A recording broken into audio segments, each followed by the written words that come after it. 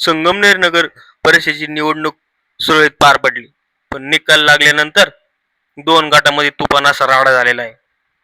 गाडे कुटुंबियांनी जबरदस्त अशी मारहाण अभंग कुटुंब यांच्यावरती केलेली आहे. प्रभाग क्रमांक 10 मध्ये साफसफाईचे काम सुरू असतानाच त्या ठिकाणी अभंग कुटुंबियावरती जोरदार हल्ला करण्यात आलेला आहे. सुसंस्कृत संगमनेर शहर याची निवडणूक एकदम शांततेत पार पडली. रिझल्ट लागल्यानंतर त्या ठिकाणी हा मोठा राडा पाहायला मिळालेला आहे. या संदर्भात संगमनेर शहर पोलीस स्टेशन मध्ये गुन्हा दाखल करण्यात आलेला आहे.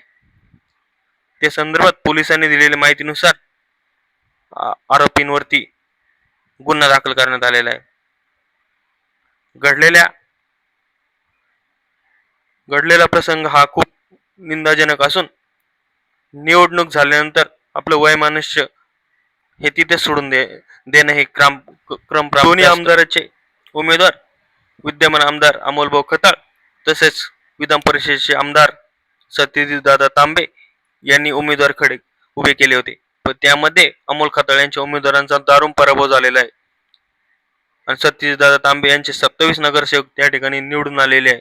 नगराध्यक्षमध्ये देखील मैथिलीताई तांबे यांचा विजय झालेला आहे. एकंदरीत घडलेल्या घटनेचा शहरामधून निषेध व्यक्त करण्यात येत आहे.